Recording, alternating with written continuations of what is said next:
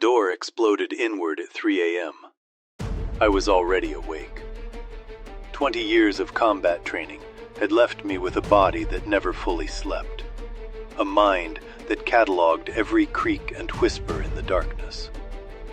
I had heard the vehicles pull up outside, 3 of them, no sirens, which meant they wanted surprise. I had heard the footsteps on the porch, the whispered commands, the familiar sound of men preparing to breach. I knew what was coming before the first boot hit the door. "Police, get on the floor, now!" 6 officers flooded into my bedroom, weapons drawn, flashlights cutting through the darkness like surgical blades. They were amped up, aggressive, ready for a fight. Someone had told them I was dangerous. I didn't move. I said, "Get on the floor."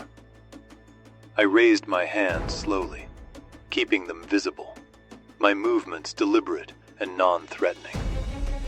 I had been on the other side of raids like this more times than I could count. I knew how quickly things could go wrong when everyone was scared and trigger-happy. "I'm complying," I said calmly. No weapons, no threat. I'm getting down slowly. I lowered myself to the carpet, keeping my hands where they could see them. 2 officers rushed forward, one planting a knee in my back, while the other wrenched my arms behind me. The handcuffs clicked shut, cold metal against skin, a sensation I hadn't felt in years. And then I heard her. "I warned you about him." Vivienne. My wife was standing in the doorway, arms crossed, watching the scene with an expression I had never seen on her face before. She was smiling, not the warm smile I had fallen in love with 15 years ago. This was something else, something cold, something triumphant. She was laughing.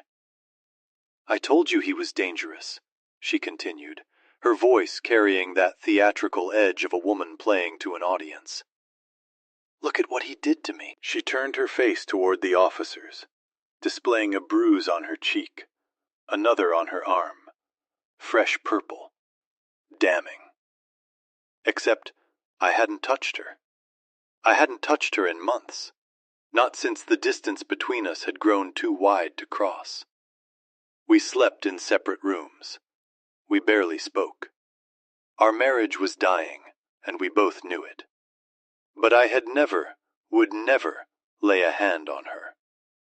"Sir, you're under arrest for domestic assault," one of the officers said, hauling me to my feet. "You have the right to remain silent. I understand my rights. Anything you say can and will be used against you. I understand." They marched me toward the door, past Vivienne, who was still smiling that terrible smile. As I passed her, she leaned close enough that only I could hear. "I told you I'd destroy you," she whispered. "You should have given me what I wanted." I didn't respond. There was nothing to say. Whatever game she was playing, whatever scheme she had constructed, it would collapse soon enough. Because Vivienne had made one critical mistake. She didn't know who I really was. They loaded me into a patrol car, hands still cuffed behind my back, and drove me to the station in silence. I had been through worse, much worse. Interrogation rooms in countries that didn't recognize the Geneva Convention, captivity in places where light never reached, pain that had made me question whether death would be preferable. This was nothing. At the station, they processed me with clinical efficiency. Fingerprints, photographs, personal effects collected and catalogued. The officers were professional, but cold. They had already decided I was guilty, based on whatever Vivienne had told them. I didn't blame them. Domestic violence calls were dangerous, unpredictable. They had seen the bruises on my wife's face.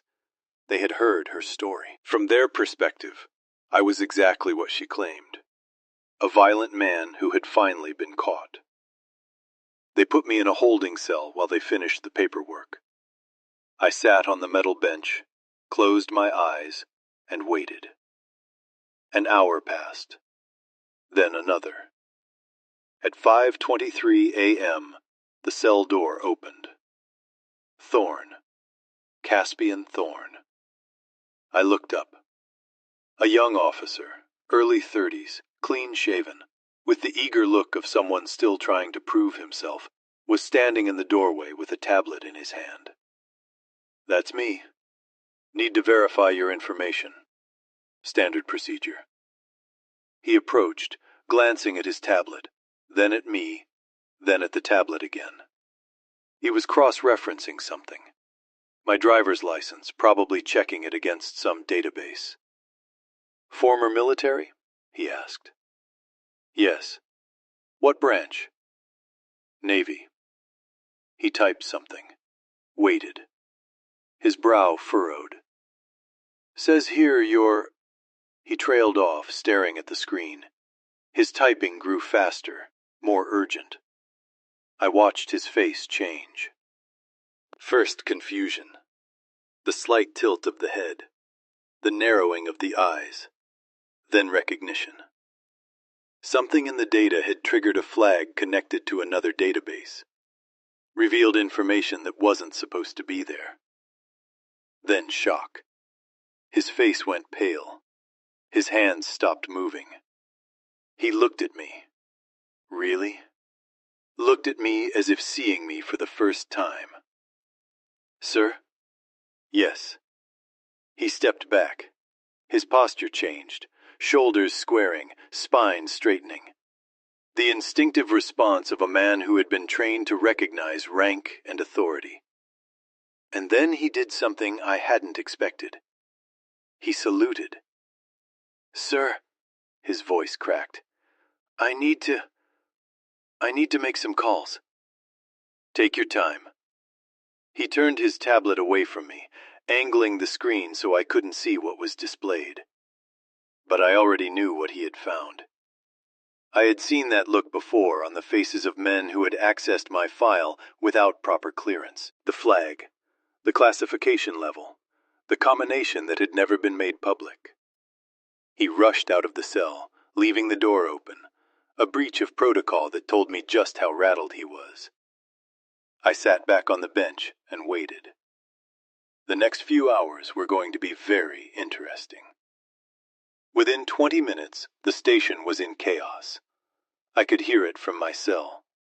Raised voices, hurried footsteps, phones ringing with the kind of urgency that suggested someone important was calling. Through the small window in the door, I caught glimpses of officers rushing past, their faces tight with concern. At 6:15 a.m., the young officer returned. He was accompanied by a woman in her mid-40s, silver hair pulled back in a severe bun, sergeant stripes on her sleeve.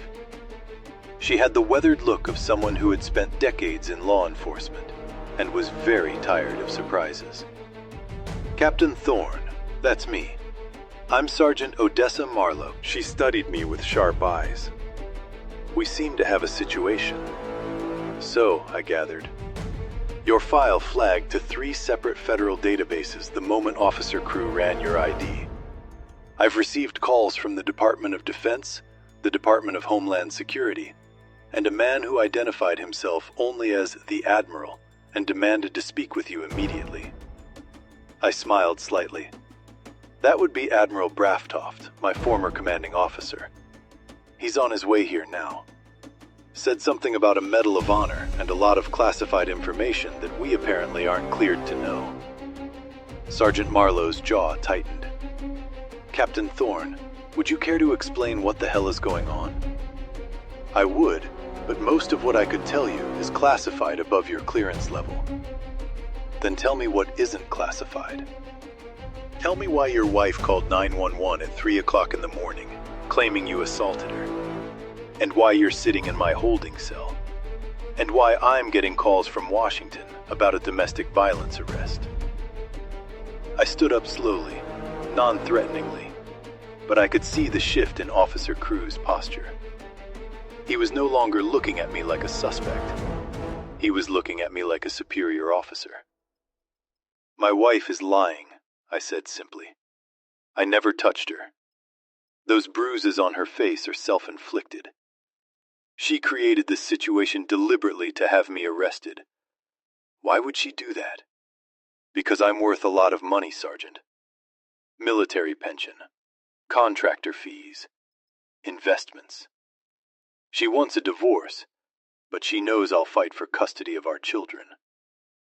So she decided to eliminate me from the equation. Get me arrested for domestic violence, obtain a restraining order, take the kids and the house, and everything else while I'm tied up in criminal proceedings. That's a serious accusation. Yes, and I can prove it. But first, I need to make a phone call." Sergeant Marlowe studied me for a long moment. Then she turned to Officer Crew. "Remove his cuffs, Sergeant. Remove his cuffs." Crew stepped forward, key in hand. The handcuffs clicked open. I rubbed my wrists, more out of habit than discomfort, and nodded my thanks. "There's a conference room down the hall," Marlowe said. "You can make your call there, but Captain Thorne—" "Yes, when you're done, you and I are going to have a very long conversation about what's really happening here." "I look forward to it, Sergeant. Let me tell you who I really am. My name is Caspian Marcus Thorne. I was born in 1976 in a small town in Virginia, the son of a factory worker and a school teacher. I was an unremarkable child in most ways. Decent student, average athlete, the kind of kid who blended into the background and never made waves. But I had one quality that set me apart. I never quit. When I was 18, I received an appointment to the United States Naval Academy. 4 years later, I graduated with honors and began the most brutal training program in the American military. Basic Underwater Demolition/SEAL training. Bud/S-Class 231. Out of 187 men who started that class, 23 graduated. I was one of them. For the next 20 years, I served my country in ways that will never be made public. I operated in places that don't appear on maps, against enemies whose existence has never been acknowledged. I have been shot, stabbed, burned, and beaten. Have killed men whose faces I still see in my nightmares. I have held dying teammates in my arms and promised them their sacrifices would mean something. In 2015, during an operation in a country I am not permitted to name, I led a team to rescue 23 American hostages from a terrorist compound. The mission went wrong almost immediately. Our extraction was compromised, our support was cut off, and we found ourselves surrounded by over 50 enemy combatants. I ordered my team to get the hostages out while I held the position. For 7 hours, I fought alone. I was shot 3 times, in the shoulder, in the leg, in the side. I lost so much blood that the medics who finally reached me were amazed I was still conscious, let alone still fighting. But I held that position, and every single hostage made it home. 3 months later, in a private ceremony at the White House, the President of the United States placed the Medal of Honor around my neck, the highest military decoration in the nation. Awarded for conspicuous gallantry and intrepidity at the risk of life above and beyond the call of duty. The ceremony was classified. The mission was classified. My name was never released to the public.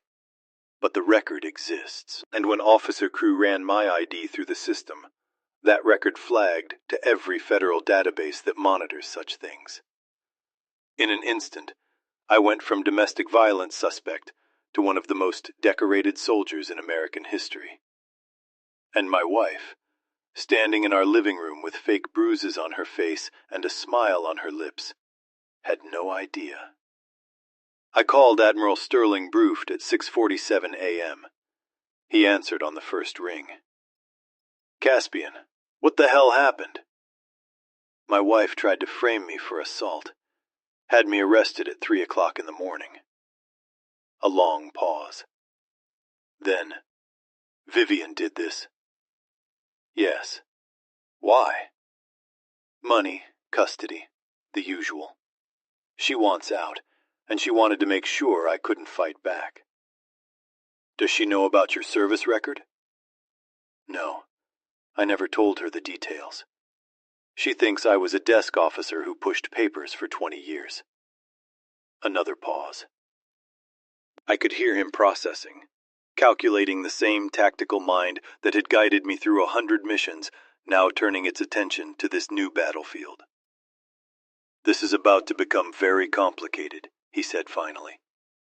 I know. The moment your file flagged, it went to DODHS and about 6 other agencies. They're going to want to know why a Medal of Honor recipient is sitting in a county holding cell on domestic charges. They're going to want to investigate. Good. Let them investigate. They'll find out the truth. And Vivian? She made a mistake, Admiral. She tried to destroy a man she didn't understand. Now she's going to learn what happens when you pick a fight with someone who spent 20 years learning how to win. I heard something that might have been a laugh. God help her. I don't think he will. I'm on my way. 2 hours, maybe 3. Don't say anything else to the local police until I get there. And Caspian? Yes. I'm sorry. I know how much you loved her. I closed my eyes, thought about the woman I had married 15 years ago. The woman who had seemed so kind, so normal, so unlike the chaos of my operational life. The woman I had trusted with my heart, if not my secrets. I did love her, I said quietly. But I don't think she ever loved me. While I waited for the Admiral, Sergeant Marlowe began her own investigation. She was thorough. I had to give her credit. She didn't trust the federal flags or the phone calls from Washington. She wanted to understand the situation for herself. First, she reviewed the 911 call Vivian had made. He's attacking me. Please, you have to send someone. He's going to kill me. Vivian's voice, terrified, desperate, the perfect victim. Then she reviewed the body cam footage from the arrest. The officers kicking in the door. Me calm and compliant, making no threatening moves. Vivian standing in the doorway, watching, with that strange smile on her face. Rewind that, Marlowe said to Officer Crew. The part where the wife is standing in the doorway. They watched it again. Vivian's face caught in the officer's flashlights. The smile that didn't match her 911 performance. The casual posture of someone enjoying a show. That's not how a domestic violence victim looks, Marlowe said quietly. No, ma'am, it isn't. Next, she examined the bruises on Vivian's face. The photographs taken at the scene showed a purple mark on her left cheek, another on her upper arm, consistent with being struck by a right-handed attacker. But Sergeant Marlowe noticed something else. The bruising pattern is wrong, she said. If someone hit her with enough force to leave marks like this, there would be swelling around the impact site. Broken capillaries in a specific direction. This looks like... She paused. This looks like pressure, bruising, like she pressed something hard against her skin for an extended period. Self-inflicted? Possibly. We'd need a medical examiner to confirm. They called in a forensic specialist. By 9 a.m., the preliminary report was clear. The bruises on Vivian's face and arm were inconsistent with the assault trauma. The coloring, the pattern, the depth of tissue damage. All of it suggested deliberate self-applied pressure rather than blows from another person. My wife had injured herself to frame me, and now there was evidence to prove it. Admiral Braftoft arrived at 10:15 a.m. He was 70 years old, silver-haired, with the ramrod posture of a career naval officer, and eyes that had seen every kind of horror the world could produce. He walked into the police station like he owned it, 2 DoD officials trailing in his wake, and demanded to see me immediately. They brought me to the conference room. Caspian, he clasped my hand, held it for a moment. You look like hell. Look, it's been a long night. I can imagine. He sat down across from me, waving the DoD officials to seats along the wall. Tell me everything. So I did. The deterioration of my marriage, Vivian's growing resentment, the distance between us that had become impossible to bridge, my suspicion that she was having an affair, though I hadn't confirmed it, and finally, the 3 a.m. raid, her laughing face, the handcuffs, the cell. When I finished, the Admiral was quiet for a long moment. The local police have already found inconsistencies in her story, he said finally. The bruising pattern doesn't match assault trauma. The 911 call doesn't match her demeanor at the scene. And apparently, she's been calling her lawyer every hour, demanding to know when you'll be formally charged. She's worried. She should be. But Caspian, there's something else you need to know. What? When your file flagged, it triggered a standard background check on everyone associated with you, including Vivian. He pulled a folder from his briefcase. She's been having an affair for 2 years. A man named Rhett Kensington. Wealthy businessman, lots of connections, not entirely clean legally. I had suspected the affair. Hearing it confirmed was like pressing on a bruise. Painful, but not surprising. There's more. 3 months ago, Vivian and Rhett had a series of conversations that were flagged by our monitoring systems. They discussed how to remove you from the picture, how to ensure she got the house, the children, and access to your financial accounts. They planned this extensively. They researched domestic violence laws, consulted with an attorney, a woman named Priscilla Delaney, who has a history of representing wealthy women in contentious divorces, and developed a strategy to have you arrested and convicted. The false bruises, the 911 call, the timing. All of it was coordinated. I sat back, let the information sink in. She didn't just want a divorce, I said slowly. She wanted to destroy me. Yes, and she almost succeeded. The Admiral leaned forward.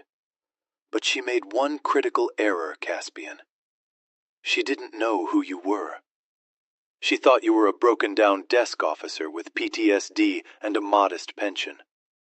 She didn't know about the Medal of Honor. She didn't know about the clearance level. She didn't know that the moment your ID hit the system, it would flag to every federal agency in the country. So what happens now? Now? The Admiral smiled grimly. Now we destroy her instead. The investigation moved fast once the federal agencies got involved. Within 48 hours, they had accumulated enough evidence to charge Vivian with multiple felonies. Filing a false police report, conspiracy to commit fraud, obstruction of justice. The phone records between her and Rhett were damning. Detailed discussions of their plan, including specific instructions on how to create the fake bruises, what to say to the 911 operator, and how to behave when the police arrived. They arrested her on a Tuesday afternoon. I wasn't there for it. I was at my mother's house with Wren and Jasper, trying to explain to my children why their mother wouldn't be coming home. Is Mommy in trouble? Jasper asked. He was 11, old enough to sense that something was wrong, young enough to still believe his parents could fix anything. Yes, buddy. Mommy made some bad choices, and now she has to face the consequences. Did she do something to you? I hesitated. How do you explain to a child that their mother tried to have their father arrested? That she fabricated injuries, lied to the police, attempted to destroy the family she had helped create. She told some lies, I said carefully. Lies that could have hurt me very badly. And lying is wrong, especially to the police. Are you okay, Daddy? I pulled him into a hug, felt his small arms wrap around me, holding on with the desperate strength of a child who had just learned that the world was more complicated than he'd thought. I'm okay, buddy. I'm always going to be okay, and I'm always going to be here for you and your sister. Wren was quieter. At 14, she understood more than her brother, could see the implications of what had happened. She looked at me with eyes that were too old for her face. "You're a hero, aren't you?" she said. "That's why the police let you go. That's why all those important people came to the house." I met her gaze. I did some things when I was younger in the military. Things that earned me certain recognition. What kind of things? The kind I can't talk about. The kind that are classified. I took her hand. But what matters now isn't what I did in the past. What matters is that I'm here with you and Jasper, and that we're going to get through this together. What about Mom? That's not up to me anymore. It's up to the law. She nodded slowly, processing, accepting. I'm glad you're our dad, she said finally. I'm glad you're the one who's here. I pulled her into the hug with Jasper, held both my children tight, feeling their hearts beat against mine. I'm glad too, I whispered. More than you'll ever know. The trial took place 6 months later. Vivian's attorney, the same Priscilla Delaney who had helped plan the original scheme, tried every trick in the book. She argued that the phone recordings were inadmissible. She claimed the forensic analysis of the bruises was flawed. She painted Vivian as the victim of an abusive husband who had manipulated the evidence to escape justice. None of it worked. The prosecution presented the 911 call alongside the body cam footage. The jury heard Vivian's terrified voice, then watched her standing in the doorway with a smile on her face. They saw the inconsistency immediately. The forensic pathologist walked them through the bruise analysis, showing how the coloring and pattern were consistent with self-inflicted pressure trauma rather than assault.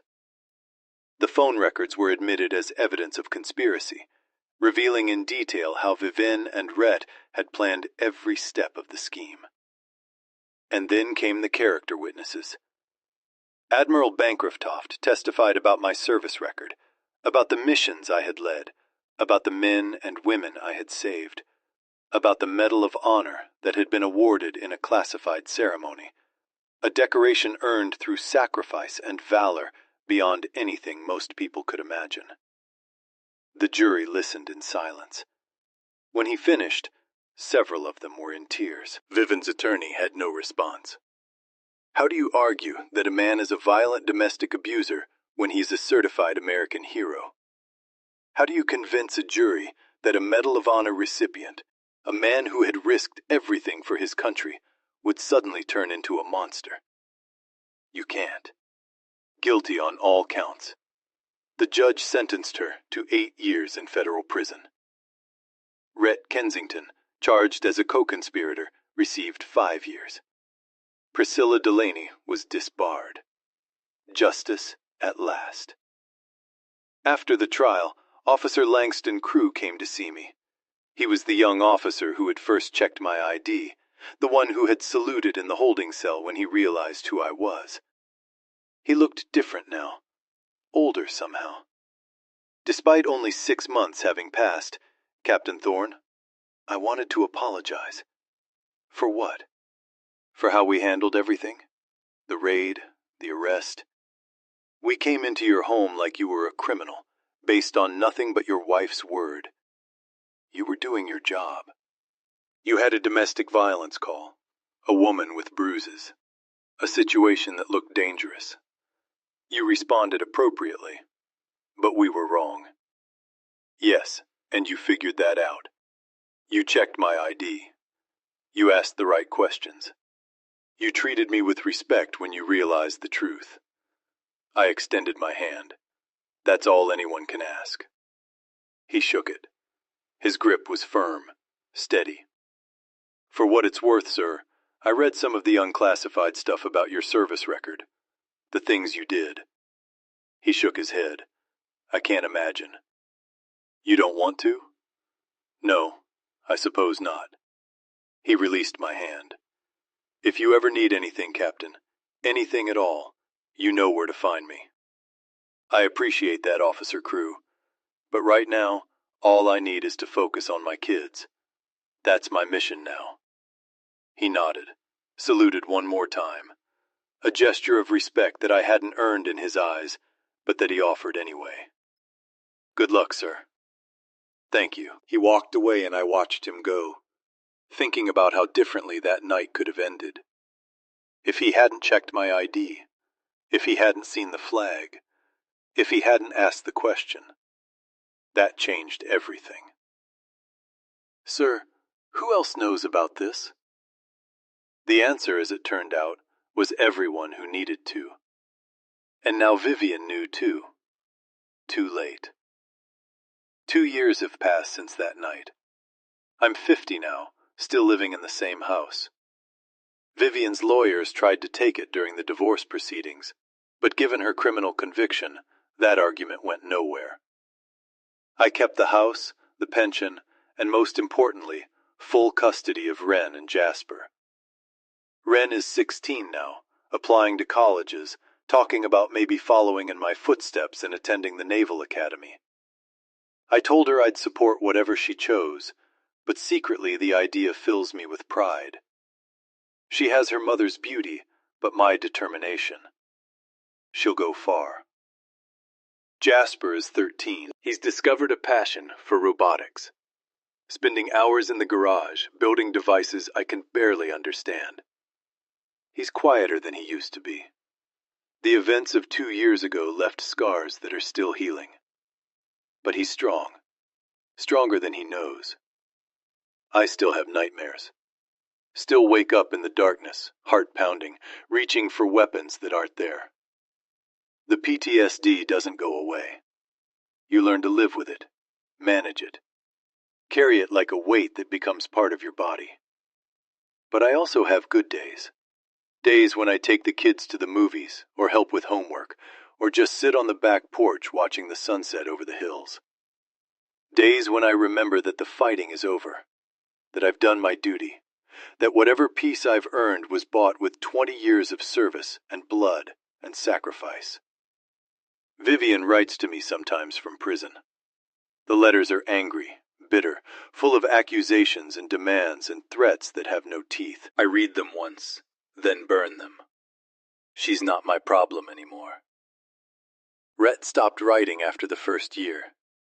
I heard through the grapevine that he found religion in prison, that he's trying to become a different person.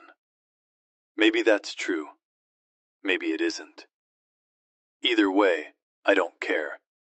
What matters is my children. What matters is the life we're building together, the three of us rising from the ashes of what Vivian tried to destroy. She thought she knew me. She thought I was weak. She was wrong. Last month, Wren asked me about the Medal of Honor. We were sitting on the back porch watching fireflies dance in the darkness when she brought it up. Dad, can I ask you something? Anything. The thing you got, the medal. What did you actually do? I was quiet for a long moment. The details were still classified, would probably remain classified for the rest of my life. But there were things I could tell her, things she deserved to know. There were people in danger, I said finally. Americans, civilians who were being held by very bad men in a very bad place. My team was sent to get them out. What happened? Everything went wrong. Our plan fell apart. We were surrounded, outnumbered, cut off from support. The only way to get those people to safety was for someone to hold off the enemy while the rest of the team evacuated. You volunteered. I did. Weren't you scared? I thought about that night. The darkness, the gunfire, the pain of the bullets tearing through my body, the certainty for long stretches that I was going to die in that place. I was terrified, I admitted. But fear doesn't mean you stop doing what needs to be done. It means you do it anyway. That's what courage is. Not the absence of fear, but the determination to act in spite of it. Ren was quiet for a moment. Is that why Mom's thing didn't work? Because you know how to handle scary situations? Maybe. Or maybe it's just that I've learned to trust my instincts.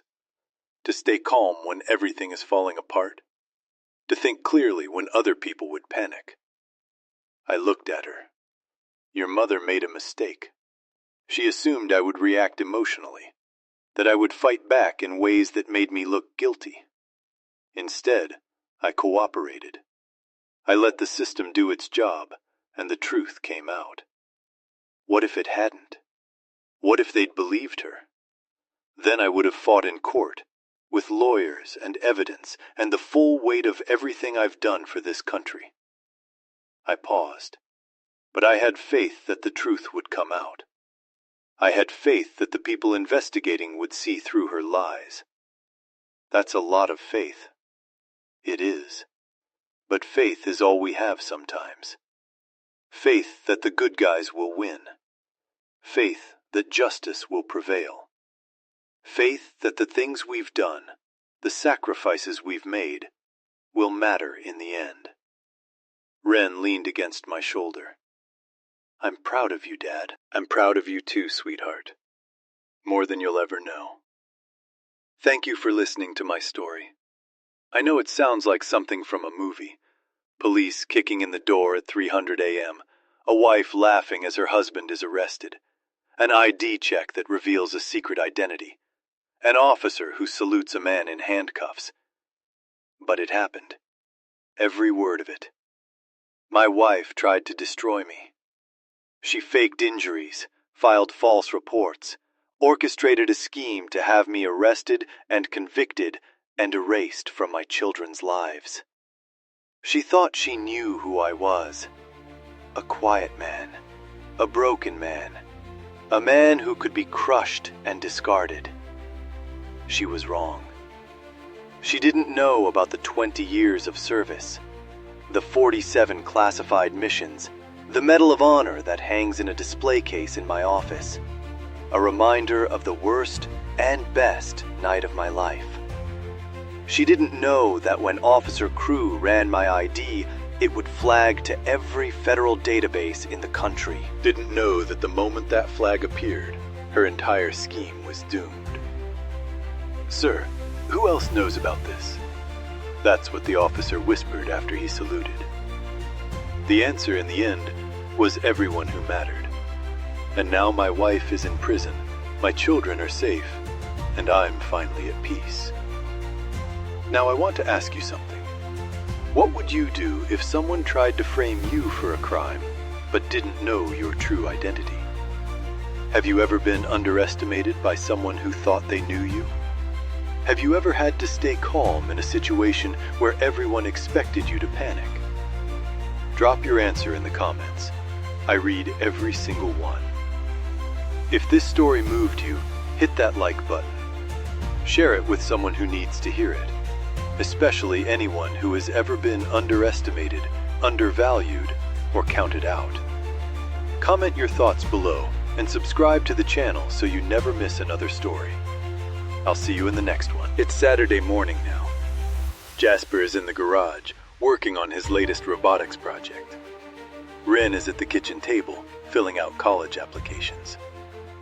The house is quiet, peaceful, filled with the ordinary sounds of a family going about its day. The medal is in my office. I look at it sometimes, not with pride exactly, but with something like acceptance.